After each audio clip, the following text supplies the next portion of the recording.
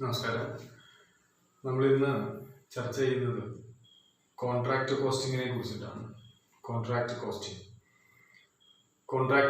എന്ന് പറയുമ്പോൾ നമുക്കെല്ലാം വളരെ ഫെമിലിയർ ആയിട്ടുള്ള ഒരു ടേമാണ് കോൺട്രാക്ട് എന്നുള്ളത്. Contract it is an agreement between two persons, one party to be completed a piece of work within a specified period with an agreed amount. ഒരു പെർട്ടിക്കുലർ എമൗണ്ട് ഫിക്സ് ചെയ്ത് ആ സംഖ്യയ്ക്ക് വേണ്ടി ആ സംഖ്യ കൊടുത്തു തീർക്കാം എന്നുള്ള അഗ്രിമെന്റിൽ ഒരു ഡ്യൂട്ടി ഏറ്റെടുത്ത് പൂർത്തിയാക്കുന്ന ഒരു വ്യവസ്ഥയാണ്, ഒരു അഗ്രിമെന്റ് ആണ് സാധാരണ കോൺട്രാക്ട് എന്നുള്ള രീതിയിൽ കൺസെപ്റ്റിൽ. അതിൽ ഉൾപ്പെട്ടിട്ടുള്ള രണ്ട് വ്യക്തികൾ, രണ്ട് പാർട്ടീസിനെ പറയുന്ന പേരാണ് ഒന്ന് കോൺട്രാക്ടറും മറ്റൊന്ന് കോൺട്രാക്റ്റിംഗ്. കോൺട്രാക്ടർ എന്ന് പറഞ്ഞാൽ the person who undertakes the work is called contractor, and for whom the work is to be done, ആർക്ക് വേണ്ടിയിട്ടാണ് കോൺട്രാക്ടർ ആ വർക്ക് ഏറ്റെടുത്ത് ചെയ്യുന്നത് ആ വ്യക്തിയാണ് കോൺട്രാക്ട്. അവര് തമ്മിൽ ഏർപ്പെടുന്ന എഗ്രിമെന്റിൽ ഏതാണ് അവരുടെ fixed amount of contract, that is called contract price. പറഞ്ഞ മൂന്ന് ടേമുകൾ ഇത്രയും കാര്യങ്ങളാണ്: കോൺട്രാക്ട്, കോൺട്രാക്ടർ, കോൺട്രാക്റ്റി, അതേപോലെ കോൺട്രാക്ട് പ്രൈസ്. ആ പ്രൈസിനാണ് കോൺട്രാക്ടർ കോൺട്രാക്റ്റീവും തമ്മിലുള്ള എഗ്രിമെന്റ്. അതിൽ തന്നെ നമുക്ക് ഡിസ്കസ് ചെയ്യേണ്ട കുറച്ച് ഇമ്പോർട്ടന്റ് ടോപ്പിക്കുകളെ കുറിച്ചിട്ട് ജസ്റ്റ് ഒരു ചെറിയൊരു വിവരണം ഇവിടെ നൽകാം. കോൺട്രാക്ട് പ്രോസസ് നടന്നുകൊണ്ടിരിക്കുന്നതിന്റെ ഇടയിൽ ശ്രദ്ധിക്കേണ്ട പോയിന്റുകളാണ്, ശ്രദ്ധിക്കേണ്ട ടേമുകളാണ് ഈ പറയുന്നത്. ഒന്ന്, വർക്ക് ഇൻ പ്രോഗ്രസ്. സാധാരണഗതിയിൽ കോൺട്രാക്റ്റുകൾ ചെയ്തു തീർക്കുന്നതിന് വേണ്ടി ഒന്നിൽ കൂടുതൽ ഫിനാൻഷ്യൽ ഇയറുകൾ വേണ്ടി വരുന്ന സാഹചര്യം കൊണ്ട് തന്നെയാണ് ഈ കോൺട്രാക്ട് അക്കൗണ്ട് തയ്യാറാക്കുന്നത് ഒരു ലോങ് ടേം പ്രൊസീജിയർ ആണെന്ന് പറയുന്നത്. അങ്ങനെ ലോങ് ടേം പ്രൊസീജിയറിലൂടെ കംപ്ലീറ്റ് ചെയ്യേണ്ട ഈ ജോബ് ഓരോ ഫിനാൻഷ്യൽ ഇയറിലും അവരുടെ ലാഭ നഷ്ട വിവര കണക്കുകൾ തയ്യാറാക്കുന്നതിന്റെ സമയത്ത് കംപ്ലീറ്റ് അല്ലാത്ത കോൺട്രാക്റ്റുകളുടെ പ്രോസസ്സിലുള്ള വർക്കിനെ ടേം ചെയ്യുന്നതാണ് വർക്ക് ഇൻ പ്രോഗ്രസ് എന്നത്. വർക്ക് ഇൻ പ്രോഗ്രസ് എന്ന് പറഞ്ഞാൽ work already started but not completed. ആ ടോപ്പിക്കാണ്, ആ ടേമിനെയാണ് നമ്മൾ വർക്ക് ഇൻ പ്രോഗ്രസ് എന്നുള്ളത് കൊണ്ട് ഉദ്ദേശിക്കുന്നത്. മറ്റൊന്ന് വളരെ പ്രധാനപ്പെട്ടിട്ടുള്ള ടേമാണ് വർക്ക് സർട്ടിഫൈഡ്. വളരെ ഇമ്പോർട്ടന്റ് ആയിട്ടുള്ള ടേമാണ് വർക്ക് സർട്ടിഫൈഡ്. വർക്ക് സർട്ടിഫൈഡ് എന്ന് പറയുമ്പോൾ ഇപ്പോൾ കോൺട്രാക്ടറും കോൺട്രാക്റ്റിയും തമ്മിലുള്ള അഗ്രിമെന്റിൽ ഒരു എക്സാമ്പിളിലൂടെ പറയാം. ഒരു 10 ലക്ഷം രൂപയാണ് ഇവിടുത്തെ 10 ലക്ഷം രൂപയാണ് കോൺട്രാക്ട് പ്രൈസ് എന്നുണ്ടെങ്കിൽ ആ കോൺട്രാക്ട് പ്രൈസിലെ ഘട്ടം ഘട്ടമായി വ്യത്യസ്ത ഒന്നോ രണ്ടോ ഫിനാൻഷ്യൽ ഇയറുകളിൽ ഉൾപ്പെടുത്തിയിട്ടാണ് ആ കോൺട്രാക്ട് കംപ്ലീറ്റ് ആവുന്നതെങ്കിൽ ആ കംപ്ലീറ്റ് ആവുന്നതിന്റെ മുന്നേ തന്നെ ഫിനാൻഷ്യൽ ഇയർ അവസാനിക്കുന്ന സമയത്ത് സർട്ടിഫൈ ചെയ്യുന്ന വർക്കിന്റെ പീസിനെയാണ് വർക്ക് സർട്ടിഫൈഡ് എന്ന് പറയുന്നത്. സർട്ടിഫൈ ചെയ്യുക എന്ന് പറഞ്ഞു കഴിഞ്ഞാൽ ഇപ്പോ നമ്മള് 1/1/2019 സ്റ്റാർട്ട് ചെയ്ത വർക്ക്, 1/1/2019 സ്റ്റാർട്ട് ചെയ്ത വർക്ക് ആ ഇയറിലെ, ആ ഫിനാൻഷ്യൽ ഇയറിലെ ക്ലോഷർ നടക്കുന്നത് തീർച്ചയായിട്ടും 31st മാർച്ച് 2019 തന്നെയാണ്. 31st മാർച്ച് 2019 ഈ സമയം ആകുമ്പോഴേക്കും 3 മാസം മാത്രമേ വർക്ക് സ്റ്റാർട്ട് ചെയ്തിട്ടായിട്ടുള്ളൂ, പക്ഷെ കംപ്ലീറ്റ് ആയിട്ടില്ല. അങ്ങനെയുള്ള സമയത്ത് വർക്ക് നടന്നുകൊണ്ടിരിക്കുന്ന, മീൻസ് നേരത്തെ നമ്മൾ പറഞ്ഞ വർക്ക് ഇൻ പ്രോഗ്രസ് എന്നുള്ള ടേമിലെ കോൺട്രാക്റ്റി തന്റെ ഉത്തരവാദിത്തത്തിൽ ഒരു ഓതറൈസ്ഡ് ആർക്കിടെക്റ്റിനെ കൊണ്ടോ സൂപ്പർവൈസറെ കൊണ്ടോ കോൺട്രാക്ടർ ഇത്രയും കാലം 3 മാസക്കാലം ചെയ്തു തീർത്ത വർക്കിനെ പരിശോധിച്ചതിന്റെ ഫലം സർട്ടിഫൈ ചെയ്യിക്കുന്ന പ്രൊസീജിയറാണ് വർക്ക് സർട്ടിഫൈ ചെയ്യിക്കുക എന്നുള്ളത്. അങ്ങനെ സർട്ടിഫൈ ചെയ്തു കൊടുക്കുന്ന പോർഷനെയാണ്, ഇപ്പോ 10 ലക്ഷം രൂപയുടെ കോൺട്രാക്ട് ആണെന്ന് നമ്മൾ പറഞ്ഞു. അതില് കോൺട്രാക്ടറുടെ കാൽക്കുലേഷൻ പ്രകാരം കോൺട്രാക്ടർ പറയാണ് ഞാൻ 4 ലക്ഷം രൂപയുടെ വർക്ക് ചെയ്തിട്ടുണ്ട് എന്നുള്ള ഒരു അറിയിപ്പും കൊടുത്തു എങ്കിൽ കോൺട്രാക്റ്റി ഒരു ഓതറൈസ്ഡ് ആർക്കിടെക്റ്റിനെ കൊണ്ടോ അതല്ലെങ്കിൽ ഒരു സൂപ്പർവൈസറെ കൊണ്ടോ മറ്റോ വർക്ക് സർട്ടിഫൈ ചെയ്യിപ്പിക്കുക, ഒരു കൃത്യത വരുത്തുന്നതിന് വേണ്ടിയിട്ട് ഒന്നുകൂടെ പ്രഗത്ഭനായ ഒരു വ്യക്തിയെ കൊണ്ട് അത് സർട്ടിഫൈ ചെയ്യിപ്പിക്കുമ്പോൾ, സർട്ടിഫൈ ചെയ്തത് 4 ലക്ഷം രൂപയുടെ കോൺട്രാക്ടർ പറഞ്ഞ ടേം 4 ലക്ഷം രൂപയുടെ വർക്ക് കംപ്ലീറ്റ് ആക്കിയിട്ടുണ്ടെന്നാണ് നമ്മുടെ കോൺട്രാക്ടറുടെ വേർഷൻ. എന്നാൽ വർക്ക് സർട്ടിഫൈ ചെയ്യുമ്പോൾ അത് 3 ലക്ഷം രൂപയുടെ വർക്കേ സർട്ടിഫൈ ചെയ്തിട്ടുള്ളൂ എങ്കിൽ ആ ടേം ആണ് work certified. Automatically the other portion is called work uncertified. Clear? പറഞ്ഞത് 10 ലക്ഷം രൂപയുടെയാണ് കോൺട്രാക്ട്. ആ ഫിനാൻഷ്യൽ ഇയർ ക്ലോസിംഗിന്റെ സമയത്ത് 31 മാർച്ച് 2019 ആയപ്പോ വർക്ക് സർട്ടിഫൈ ചെയ്തത്, ഒന്നുകൂടെ ഷോർട്ട് ആക്കിയിട്ട് നമ്മൾ പറഞ്ഞത്, വർക്ക് സർട്ടിഫൈ ചെയ്തത് 4 ലക്ഷം രൂപയാണ് വർക്ക് കംപ്ലീറ്റ് ആക്കിയിട്ടുള്ളത് എന്നുള്ള വിവരം കോൺട്രാക്ടറുടെ അഭിപ്രായത്തിൽ ഉണ്ടെങ്കിലും 3 ലക്ഷം രൂപയുടെ വർക്കേ സർട്ടിഫൈ ചെയ്തിട്ടുള്ളൂ എങ്കിൽ ആ സർട്ടിഫൈ ചെയ്ത പോർഷനാണ് വർക്ക് സർട്ടിഫൈഡ്. കംപ്ലീറ്റ് ചെയ്ത കോൺട്രാക്റ്റിൽ സർട്ടിഫൈ ചെയ്തത് മാറ്റി നിർത്തിയാൽ ബാക്കി വരുന്ന 1 ലക്ഷം രൂപയാണ് ഇവിടുത്തെ കേസിൽ വർക്ക് അൺസർട്ടിഫൈഡ് എന്ന് പറയുന്നത്. പ്രോബ്ലങ്ങളിൽ കൂടെ ഒന്നുകൂടെ ക്ലിയർ ആവും. അത് ഞാൻ ടോപ്പിക് വൈസ് ആയിട്ടാണ് കവർ ചെയ്ത് പോകുന്നത്. മറ്റൊന്നാണ് റീടെൻഷൻ മണി. ഇതിലൂടെ തന്നെ പോവാം നമുക്ക്. 4 ലക്ഷം രൂപയുടെ വർക്ക്, അതിൽ 3 ലക്ഷം സർട്ടിഫൈ ചെയ്തിട്ടുള്ളൂ, ബാക്കി 1 ലക്ഷം രൂപ അൺസർട്ടിഫൈഡ് ആണ്.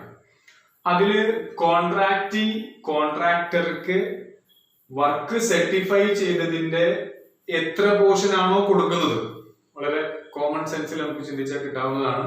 അപ്പൊ നമ്മളാണ് ആ കോൺട്രാക്ട് ചെയ്യുന്നുണ്ടെങ്കിൽ 3 ലക്ഷം രൂപയുടെ വർക്ക് സർട്ടിഫൈ ചെയ്തെങ്കിലും ഒരു പക്ഷേ ഏതെങ്കിലും തരത്തിലുള്ള ഫ്യൂച്ചർ ഒബ്ലിഗേഷൻസ്, ഏതെങ്കിലും തരത്തിലുള്ള കണ്ടിൻജൻസീസ് വീണ്ടും മീറ്റ് ചെയ്യേണ്ടതായിട്ട് വരും എന്നുള്ള ഒരു രീതിയിൽ ഏതെങ്കിലും തരത്തിലുള്ള തർക്കങ്ങളോ ഏതെങ്കിലും തരത്തിലുള്ള ഇൻപെർഫെക്ഷനുകളോ തന്റെ വർക്കുകളിൽ ഉണ്ട് എന്നുള്ള ഒരു ധാരണയിൽ 3 ലക്ഷം രൂപയ്ക്ക് പകരം 3 ലക്ഷം സർട്ടിഫൈ ചെയ്തിട്ടുണ്ടെങ്കിൽ പോലും 2,50,000 രൂപ മാത്രമേ ഒരു പക്ഷെ നമ്മൾ കൊടുക്കുന്നുണ്ടാവുള്ളൂ. അങ്ങനെ കൊടുത്ത് ബാക്കി വരുന്ന എമൗണ്ട് 2,50,000, 2.5 ലക്ഷം രൂപയാണ് കോൺട്രാക്ടർക്ക് 3 ലക്ഷം രൂപ സർട്ടിഫൈ ചെയ്തതിന് പകരം 2.5 ലക്ഷം രൂപയാണ് കൊടുക്കുന്നതുള്ളൂ എങ്കിൽ 50,000 രൂപ റീറ്റെയിൻഡ് ബൈ ദ കോൺട്രാക്ട്. ആ റീറ്റെൻഷൻ, ആ ഒരു റീറ്റെയിൻ ചെയ്തിട്ടുള്ള, പിടിച്ചു വെച്ചിട്ടുള്ള, കൈവശം വെച്ചിട്ടുള്ള എമൗണ്ടിനെയാണ്, ആ ഒരു ഫിഗറിനെയാണ് ഇവിടെ റീറ്റെൻഷൻ മണി എന്നുള്ളത് കൊണ്ട് ഉദ്ദേശിക്കുന്നത്. സിമ്പിൾ സെന്റൻസ് പറഞ്ഞാൽ, ഷോർട്ടിൽ പറഞ്ഞാൽ, the difference between work certified and work paid to contractor. Work certified and the amount paid to contract. The difference between work certified, the amount of work certified and the amount paid by the contractee to the contractor is termed as retention money. Clear? അത്രയും ടോപ്പിക്കുകളാണ്, വളരെ important ആയിട്ടുള്ള ടോപ്പിക്കുകൾ മാത്രമേ നമ്മളിവിടെ choose ചെയ്തിട്ടുള്ളൂ. ഈ ടോപ്പിക്കുകൾ നിരന്തരം പരീക്ഷകൾക്ക് one word ആയിട്ടും ചെറിയ ചെറിയ പാരഗ്രാഫ് ക്വസ്റ്റ്യനുകളൊക്കെ ആയിട്ട് വരാവുന്നതാണ്. അപ്പൊ ഇതൊക്കെയാണ് ഇതിന്റെ ബേസിക് എലമെന്റുകൾ ഉള്ളത്. ഇനി കോൺട്രാക്റ്റുകളിൽ തന്നെ 2 തരത്തിലുള്ള കോൺട്രാക്റ്റുകളാണ് നമുക്ക് ഈ ചാപ്റ്ററിൽ ഡിസ്കസ് ചെയ്യാനുള്ളത്. ഒന്നാമത്തത് കംപ്ലീറ്റഡ് കോൺട്രാക്ട്. മറ്റൊന്ന് ഇൻകംപ്ലീറ്റ് കോൺട്രാക്ട്. കംപ്ലീറ്റ് ആവാത്തതും കംപ്ലീറ്റ് ആയതും എന്ന് പറഞ്ഞാൽ the contract which is to be completed within a year. A year means in a financial year. That is called completed contract. A job or contract not completed in a specified period in a financial year is called incomplete contract. It is to be taken 1 or 2 or more financial years to be complete. That is incomplete contract. In both of the contracts, it is to be essential to prepare contract account. രണ്ടിലും നമ്മൾ contract account തയ്യാറാക്കണം. Incomplete contract ആണെങ്കിലും completed contract ആണെങ്കിലും രണ്ടിലും contract account തയ്യാറാക്കേണ്ടതുണ്ട്. അതില് completed കോൺട്രാക്റ്റിലെ contract account തയ്യാറാക്കുന്നതിനെ കുറിച്ച് നമ്മളിപ്പോ ഇവിടെ തൽക്കാലം ഡിസ്കസ് ചെയ്യുന്നില്ല. അത് ഇൻകംപ്ലീറ്റ് കോൺട്രാക്ടിന്റെ പ്രൊസീജിയറുകൾക്ക് ശേഷം നമുക്ക് കംപ്ലീറ്റഡ് കോൺട്രാക്ടിന്റെ കാര്യങ്ങളെ കുറിച്ച് ചർച്ച ചെയ്യാം. അതില് കോൺട്രാക്ട് അക്കൗണ്ട് തയ്യാറാക്കുന്നതിന് മുന്നേ കോൺട്രാക്ട് അക്കൗണ്ട് തയ്യാറാക്കുന്നതിന്റെ ഒരു സ്പെസിഫൈഡ് ഫോർമാറ്റ് ഉണ്ട്. അത് തുടർന്ന് നമുക്ക് ഡിസ്കസ് ചെയ്യാം. ഇവിടെ ഇൻകംപ്ലീറ്റ് കോൺട്രാക്ടില് കോൺട്രാക്ട് അക്കൗണ്ട് ആണ് ആദ്യം തയ്യാറാക്കുന്നത്. കോൺട്രാക്ട് അക്കൗണ്ട് തയ്യാറാക്കുന്നത് എന്തിനാണെന്ന് ചോദിച്ചാൽ to ascertain profit on incomplete contract. ഇവിടെ ഇൻകംപ്ലീറ്റ് കോൺട്രാക്ട് ഷോർട്ട് ആയിട്ടാണ് ഇവിടെ സൂചിപ്പിച്ചിട്ടുള്ളത്. ഇൻകംപ്ലീറ്റ് കോൺട്രാക്ട് ആണത്. Profit on incomplete contract.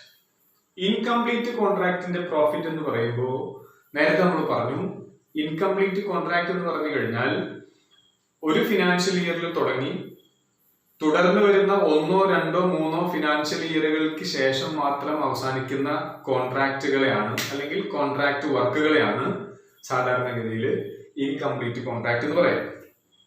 ആ സാഹചര്യത്തിൽ തന്നെ ഇൻകംപ്ലീറ്റ് കോൺട്രാക്റ്റുകളുടെ സ്റ്റേറ്റ്മെന്റുകൾ ഓരോരോ ഫിനാൻഷ്യൽ ഇയറുകളിലും തയ്യാറാക്കണം എന്നുള്ള കൺസെപ്റ്റിൽ നിന്ന് തന്നെ ആ തയ്യാറാക്കുന്ന സമയത്ത് കോൺട്രാക്ട് അക്കൗണ്ടിന്റെ ഡെബിറ്റും ക്രെഡിറ്റും ബാലൻസ് ചെയ്ത് കഴിഞ്ഞാൽ ഒരു പ്രോഫിറ്റ് എന്നുള്ള ഒരു എമൗണ്ട് കിട്ടും. പക്ഷെ ആ അങ്ങനെ കിട്ടുന്ന profit is not an actual profit of the contract. Why നമുക്കറിയാം, കംപ്ലീറ്റഡ് ആയിട്ടില്ല, കോൺട്രാക്ട് കംപ്ലീറ്റഡ് ആയിട്ടില്ല. കംപ്ലീറ്റഡ് കോൺട്രാക്റ്റിന് ശേഷം മാത്രമാണ് ആ കോൺട്രാക്റ്റിലെ ലാഭം എത്രയാണെന്ന് കോൺട്രാക്ടർക്ക് അറിയുള്ളൂ. അതുകൊണ്ട് കോൺട്രാക്ടറുടെ അസർടൈൻമെന്റ് ആണ് നമ്മളിവിടെ നടത്തിക്കൊണ്ടിരിക്കുന്നത്.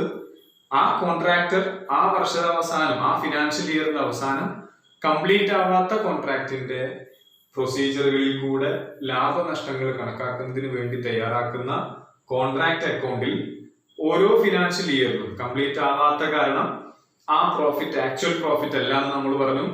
ആക്ച്വൽ പ്രോഫിറ്റ് അല്ലാത്തതിനെയാണ്, ആക്ച്വൽ പ്രോഫിറ്റ് അല്ലാത്ത കാരണത്താലാണ് അങ്ങനെയുള്ള പ്രോഫിറ്റിനെ, പ്രോഫിറ്റ് ഓൺ ഇൻകംപ്ലീറ്റ് കോൺട്രാക്റ്റിനെ മറ്റൊരു പേരിൽ നമ്മളിവിടെ സൂചിപ്പിക്കുന്നത്. That is notional profit. Notional profit. ഇങ്ങനെ കിട്ടിയിട്ടുള്ള നോഷണൽ പ്രോഫിറ്റിനെ 2 തരത്തിൽ നമ്മൾ അതിനെ ക്ലാസിഫൈ ചെയ്യുന്നുണ്ട്. 2 തരത്തിൽ ക്ലാസിഫൈ ചെയ്യുന്നു എന്ന് പറഞ്ഞാൽ, ഒന്ന്, ഏതായാലും ഇപ്പോ നേരത്തെ നമ്മൾ പറഞ്ഞ ഒരു എക്സാമ്പിളിലേക്ക് തന്നെ പോവാം. നമുക്ക് 10 ലക്ഷം രൂപയുടെ കോൺട്രാക്ട് അഗ്രിമെന്റ് ആണ്.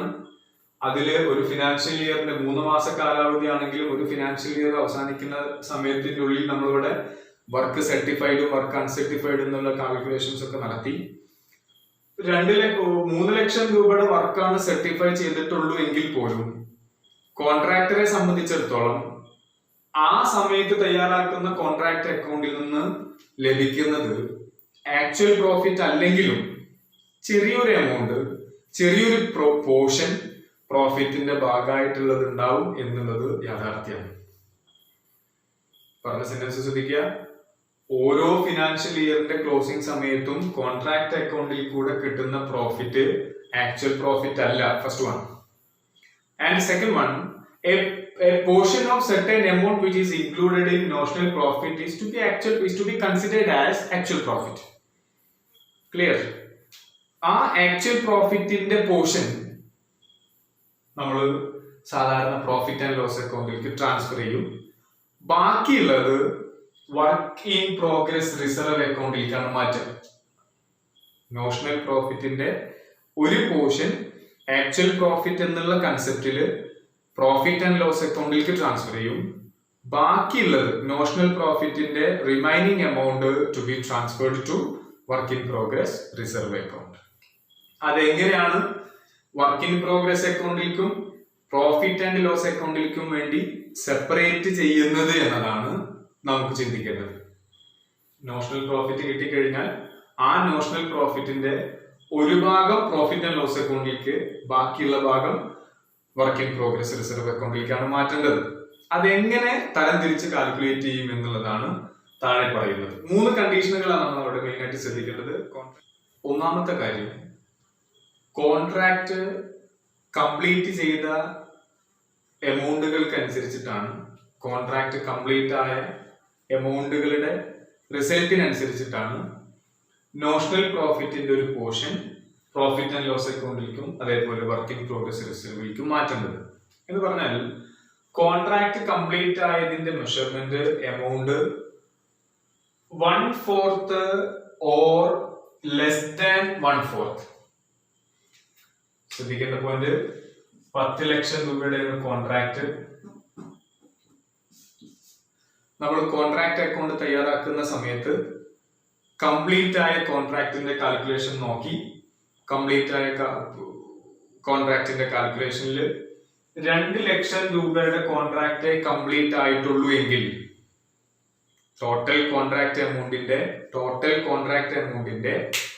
10 ലക്ഷം രൂപയുടെ 2 ലക്ഷം രൂപയുടെ കോൺട്രാക്ട് മാത്രമേ 2 lakhs എമൗണ്ട് വർത്ത് വരുന്ന കോൺട്രാക്ടിന്റെ പോർഷൻ മാത്രമേ കംപ്ലീറ്റ് ആയിട്ടുള്ളൂ എങ്കിൽ 10 ലക്ഷത്തിന്റെ ഹാഫ് പോർഷൻ 5 lakhs, 10 ലക്ഷത്തിന്റെ 10 lakhsന്റെ 1/4 പോർഷൻ 2.5 lakhs.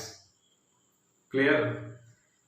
കോൺട്രാക്ട് പ്രൈസിന്റെ ബേസിലാണ് കംപ്ലീറ്റ് ആയ കോൺട്രാക്ടിന്റെ എമൗണ്ട് നമ്മളിവിടെ കണക്കാക്കുന്നത്. 10 ലക്ഷം രൂപയുടെ കോൺട്രാക്ട് 2 ലക്ഷം രൂപയുടെ കോൺട്രാക്ട് ആണ് ആദ്യത്തെ ഫിനാൻഷ്യൽ ഇയറിൽ കംപ്ലീറ്റ് ആയിട്ടുള്ളൂ എങ്കിൽ 1/4 ഭാഗം പോലും കംപ്ലീറ്റ് ആയിട്ടില്ല എന്ന് പറഞ്ഞാൽ the contract work is just start, തുടങ്ങിയിട്ടേ ഉള്ളൂ. 10 ലക്ഷം രൂപയുടെ കോൺട്രാക്റ്റില് 1/4 ഭാഗം പോലും ആയിട്ടില്ല.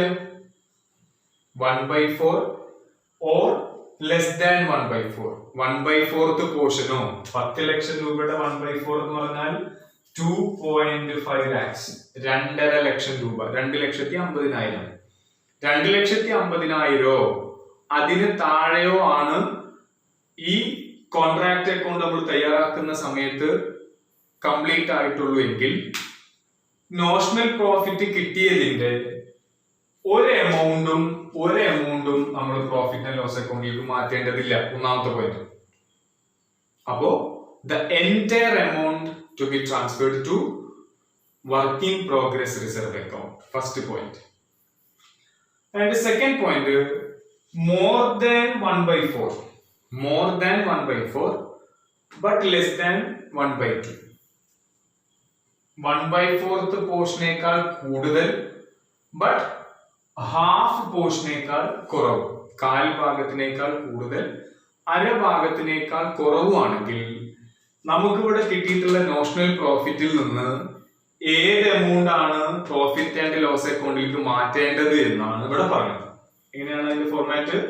Notional profit into 1/3 into cash received divided by work certified. Work സർട്ടിഫൈഡും ക്യാഷ് റിസീവ്ഡും തമ്മിലുള്ള പ്രപ്പോർഷന്റെ അടിസ്ഥാനത്തില് നോഷണൽ പ്രോഫിറ്റിന്റെ 1/3 പോർഷൻ ആണ് പ്രോഫിറ്റ് ആൻഡ് ലോസ് അക്കൗണ്ടിലേക്ക് മാറ്റേണ്ടത്. പോയിന്റ് ക്ലിയർ ചെയ്യുക.